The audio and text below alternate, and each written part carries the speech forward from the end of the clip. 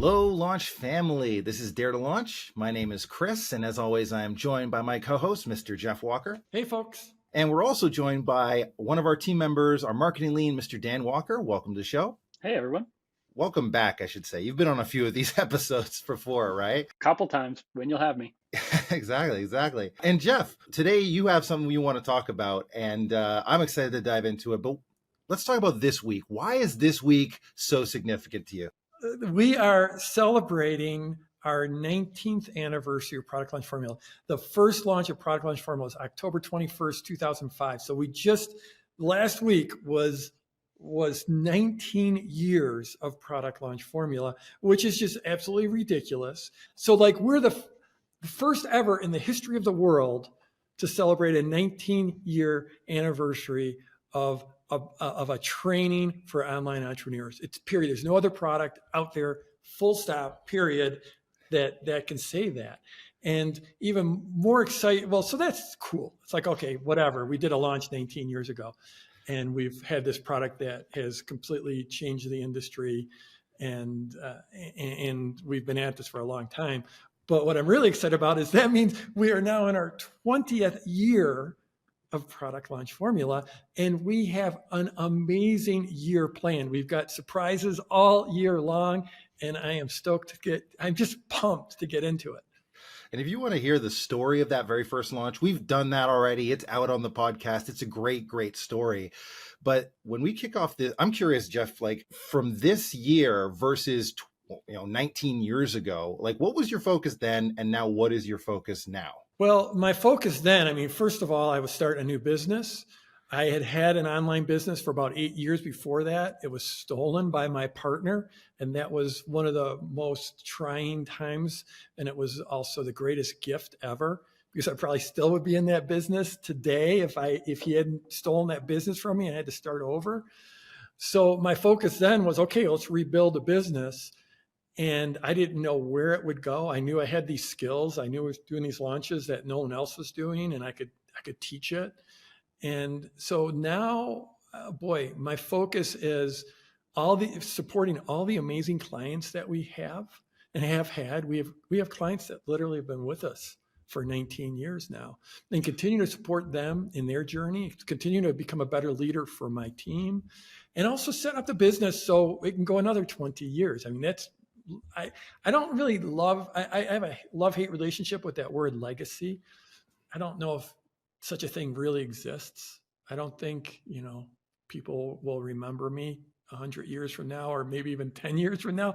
But we're doing important work, and we've got a great team. We've got a great community of clients, and I want to set this business up so we can continue to support them. Wow, I think that's such a huge shift in focus for sure. Imagine, from survival to now this impact that we get to have. Is a launch even the same as it was 19 years ago? Like, what is a launch now? Because it feels after 19 years, some things probably have changed from your perspective, right? What is a launch now? It has. In a lot of ways, it's completely changed. It's nothing like what it was, and in other ways it's exactly the same. And Dan, I'd love to bring Dan in on this, because he's been watching this process forever, for really the last 19 years. I think at the core, a launch is a sequence. It's not depending on one single advertisement, one single email, one single video. It's building a sequence so that you bring people into your world, that you do deliver value, but it naturally leads into your sale. And it's the perfect thing for people who aren't the world's greatest salespeople. Chris, you've got a lot of great sales experience. You've done a lot of selling in your life. Some people are great at it, but not that many people are great at it. What a launch does is it brings people into your world in such a way that you don't necessarily need to be a great salesperson. And you don't need to be a great copywriter if you do the sequence right. And the sequence really is about, showing someone how their life can be better if they engage with you and ultimately buy from you, seeing what the transformation in their life can be. And so, yeah, that's the core essence of a launch. But yeah, it's changed ridiculously. The first launches I ever did were all 100% email based because that's all we had was email. There was literally no other tool. There weren't blogs. So even publishing something online was significant. You had to build a web page and you had to figure out how to put that page on your site and link it to all your other pages. So email was like the only thing I had. And now we've got all kinds of media, including video, including live broadcasts, including social media. It's just ridiculous. So the tactics have changed radically. Even payments was tough back in the day. We've had conversations about that. It was like rocket science to even take a credit card payment online back in the day. Yeah, I could figure out how someone could place an order online, but I couldn't figure out like secure SSL, making a secure web page was really hard. And so when they hit the enter button, it would actually send an encrypted email via PGP, if anyone knows what that is, a PGP encrypted email that I would then decrypt, I think is the word. And then I had a little terminal that I would take that from that decrypted email and type it into this little terminal. And that's how I took payments. It was just ridiculous. And before that, I took checks. That was ridiculous. But yeah, I mean, Dan, we were just right before we started filming, we were just talking about that idea of, what's a launch? And you had some thoughts on that. Yeah, it's interesting to say like the first version of Product Launch Formula that I was super actively involved with was back in 2011. And back then it was, we were kind of in a middle place, right? It was not just emails and, sending encrypted emails and, to take payment and whatnot, but it was still, there were a lot less options out there. You couldn't just, take up your phone and just, pop onto Instagram. You couldn't just host a webinar super easily. Like it was, a lot harder to say, put up a web page or at least a nice looking one. So back then, if you were to ask someone what is a launch, they might really think, it's put out 4 videos. You put out your PLC 1, your PLC 2, your PLC 3, put out your sales video. And that was the structure. That was the packaging that it looked like back at that point in time. And I think about launches these days, kind of like if I go to, I live in the Southwest Colorado. So we have a lot of really good Mexican food, New Mexican food. And I think about a lot of times, we got the taco theme here on the podcast and go to a lot of these places and it's like, okay, I'll often get the same filling, whether it's a burrito or a taco or nachos or a salad bowl. And I kind of think of a launch a lot like that these days. It's the same, it's the core strategy, it's the core sequence, and it's what's the packaging look like? So we did this event a few months ago back in June called Advanced Campaign Design. We brought people into the secret headquarters and Jeff and myself and Justin Livingston from our team worked individually with them to help them build out their launch plan. And it was interesting because, Jeff, what percentage of people there do you think were putting out, 4 videos and that was their launch? Maybe 0 to 2 or 3 out of 10 folks. Almost nobody. Almost nobody. And just as an asterisk, these are super successful people, many of them doing million-dollar and multi-million-dollar launches. And they realize that, PLF and myself are like the core. That's why they came and paid us a lot of money to be around the table. But none of them, to your point, were doing 4 videos. Yeah. And so it's interesting, so say on our campus and what we really do with our Launch Club high-end coaching program is we teach PLF now through, we call it the OTOE. So it's the opportunity, the transformation, the ownership experience. And with really the thought that that's the core strategy of what a launch is. It's taking people to that sequence.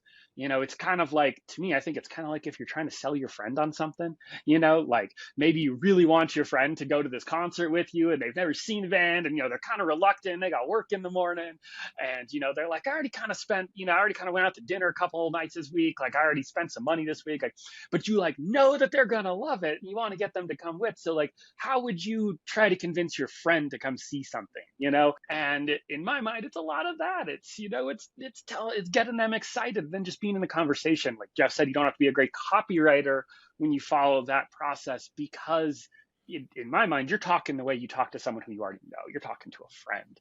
And PLF kind of gives you a framework to talk to a stranger, kind of like that, or a near stranger. I love that because it's also reframing how we think about selling, because so many people feel like it's a process of, oh, I got to convince someone on something they maybe don't want, versus actually, I know you want this. I know how good this band is. I've been there before. Trust me, we're going to have a great time when you just, all you got to do is buy the ticket, right? And that reframing for people to get in there and be like, I'm not doing anything bad. I'm doing something that's great for them. And all we got to do is help them see what we already know, which is how great this show is going to be, right? Once they buy. Yeah, and it's so interesting.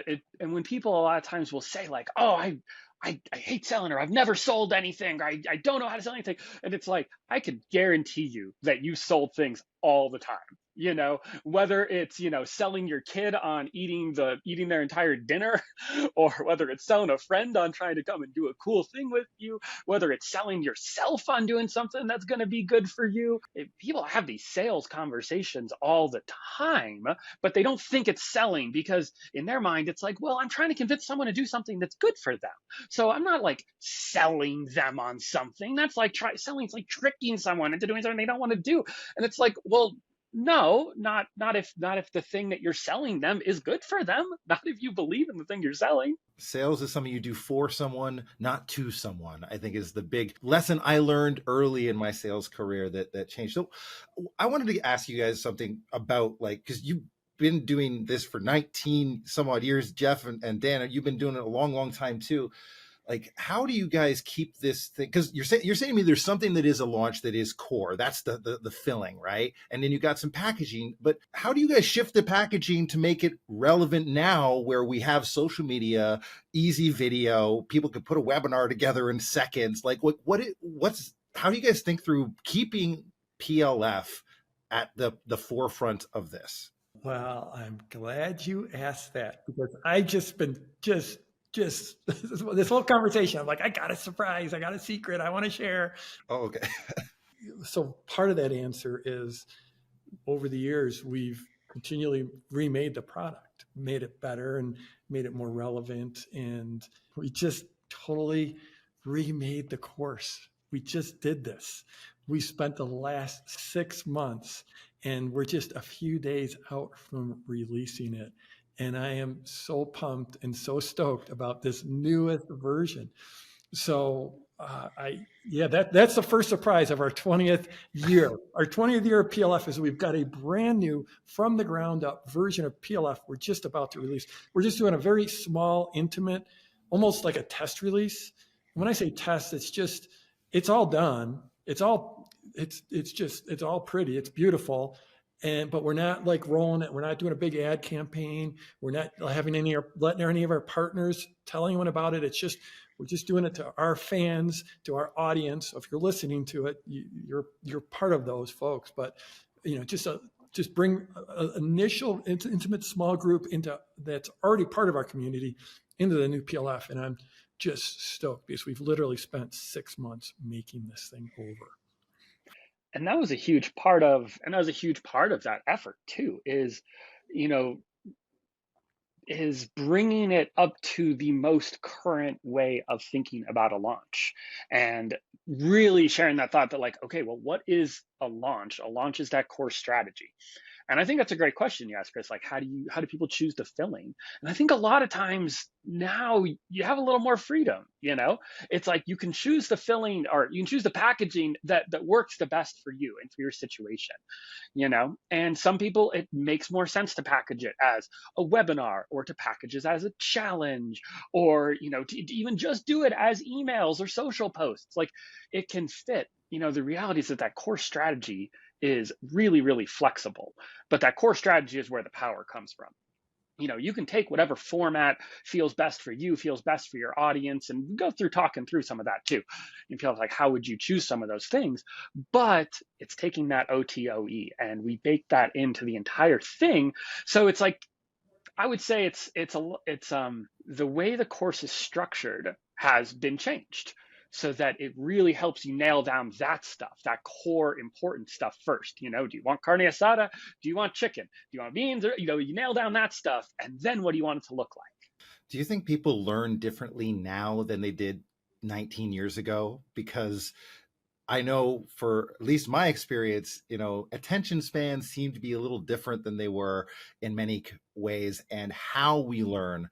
I mean, the first PLF I think was on CDs, right? Like in books, wasn't it? It was. Chris, that's a great question.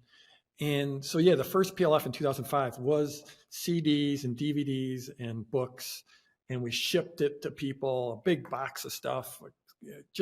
It was monumental effort to put that together. I remember when I first got them made, because when you're making DVDs and CDs, you really have to do 500 at a time. And so I think as I was starting this new business, I think it was $30,000 or $40,000 I had to spend before I ever sold the first PLF, and that was a huge investment for me. It was a great leap of faith. And then in 2008, we went online. And so, for instance, in 2008, when the first online version of PLF, some of those videos were 50 minutes long, like screen cap videos that were 50 minutes long, and you can't get away with that now. I think in many ways, attention spans have shortened. People have greater expectations of being a little more entertained, of things moving quicker. I do think people, if you want to be successful as an entrepreneur, you need to be able to buckle down and study. And so in one sense, I think, catering to people that want to learn via TikTok is not a long-term strategy. You need people. We're doing serious business. We're helping people build serious businesses, and in doing so, we have an expectation that they're going to buckle down and study. And at the same time, we've worked really hard to make it so much more consumable. The videos are so much more polished, so much tighter. We have, now we've got, what do you call it, like graphics and all kinds of extra stuff on the videos to keep it more entertaining and interesting. We've made the course shorter. So I think we went from, the course was like 14, without bonuses, it was like 14 hours, and we cut it down to 8 hours. But we were able to put more in those 8 hours and 14 hours than what we used to do in 14 hours. So that was a huge thing. So I do think you have to be sharper and better these days. At least we do. We're an industry leader, and we have to be. And so we put in an enormous amount of work into making it more consumable, more faster, easier to consume, and more fun. And we went through this crazy process and Dan, you can speak to that process. I mean, we put a lot of work into this. We have 2 full-time instructional design experts on our team. We've literally spent hundreds of thousands of dollars on this new PLF, which is just crazy thinking where we came from, but yeah. Yeah, and a lot of it's not even to make it more engaging. When you say make it more engaging, it can sound like, wow, okay, just making it like kind of fancier. And it's like, well, no. So we have these instructional design experts on our team who have spent, I don't even know how much time studying basically the latest in adult learning science. And so, like, how do people actually learn? So a lot of this isn't just, let's cut down the course, let's, do this, let's change it up. It's really like, okay, starting from the ground up, like if you were to design an award-winning educational product, like how do people learn the best?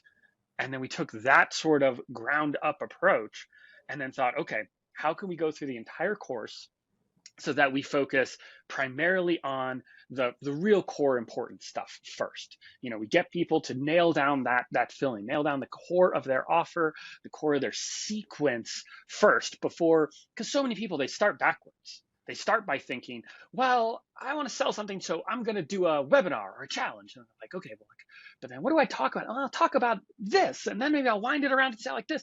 And it's so backwards. Instead, how we do it is it's think through the sequence, think through the way that you're going to guide people through, and then think about the way you're going to present it.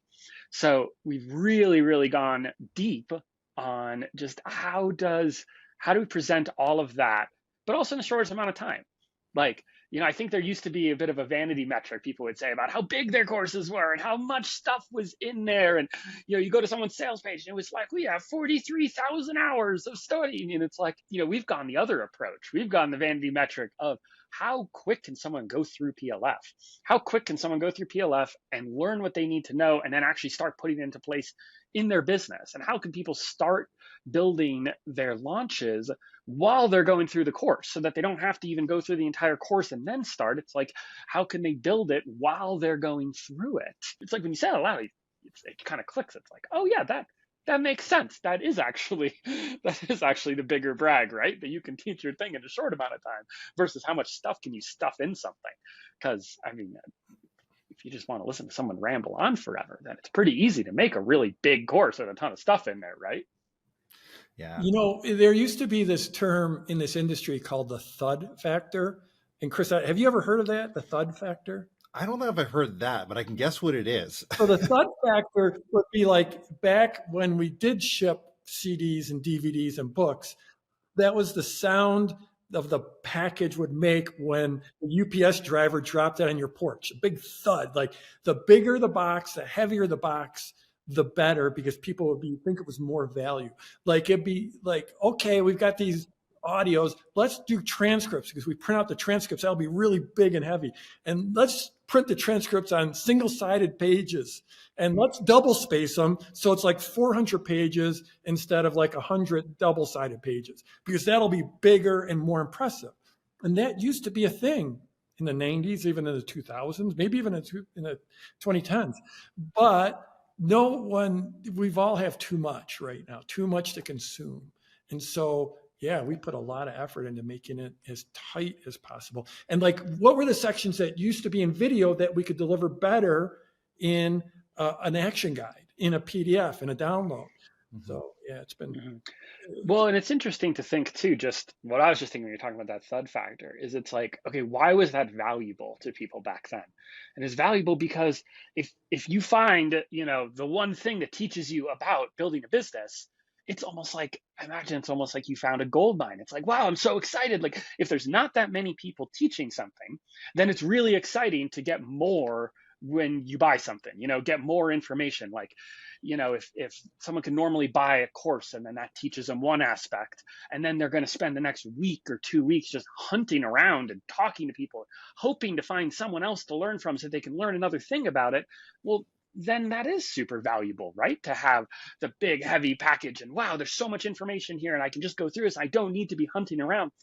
But nowadays, no one is at a lack for information coming their way, right? It's the other way around. There's too much information coming to people, and people get paralyzed because they're seeing, these 59 different options of how to do the thing, and everyone says this is the way to do it, and it's like, oh, what do I do? You get a little paralyzed. So having someone be just like, cool, here's the thing. It's it's quick, you get it done, and you can get started. That's what's valuable now. It's a never-ending metric to try and say something faster, shorter, and more effectively, right? And so, with people saying, well, I do things in 3 minutes that people were doing in 10 minutes, before, and then people are doing 2 minutes. No, I can do it in 1 minute. And I think some people might be hearing this and saying, is that what I'm supposed to do? Am I supposed to just make my course as short as possible and do that?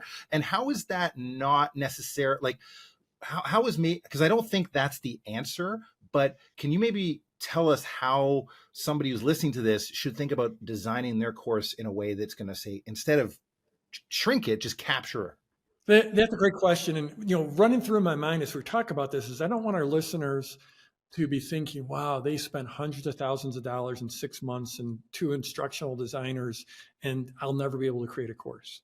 And that's not what I want you to take away here, because we have certain assets in this business. We've been at it we're in our 20th year now. We can afford to do this. We've got the capabilities. You don't have, no, I didn't start there, and no one can start there. I think the reality is you need to, the biggest thing you have to do is be in communication and connection with and community with your clients. If you're just starting out, that's why we teach the seed launch.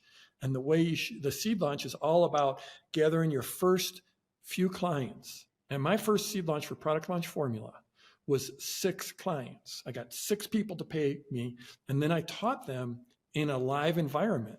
So I was able to literally do a small group training, and that training is where I learned how to teach launches.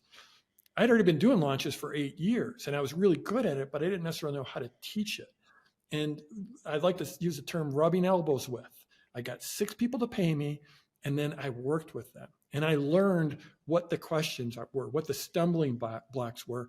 And so I learned how to teach. Because knowing how to do something is not the same thing as knowing how to teach something. And with that small group, I learned how to teach. And that small group went on to do amazing things. And some of them I'm still in touch with all these years later. So the key thing is getting good at teaching and training. And that's where everything leads from. And then you iterate and get better and better, and you learn how to do it tighter and tighter. But you don't have, we've put this effort in because, well, we're at the top of the industry. We're being judged as being against people who are at the top of the industry. We're in probably the most crowded niche there is in teaching people how to build online businesses. I don't know if there's a niche out there that has more amazing marketers, and they're amazing marketers, but just because they're amazing marketers doesn't mean they're amazing trainers. And we aspire to be amazing marketers and amazing trainers. So you don't have to do that, but you do have to, in my opinion, initially start working with people closely so you build your chops in teaching and training. And that's where then you can deliver a great course experience. And you don't have to spend hundreds of thousands of dollars, but you do have to be serious about being a great trainer. Love that. Love that. Well, Launch family, thank you so much for listening to today's episode. And we hope this conversation inspires you to dare to launch.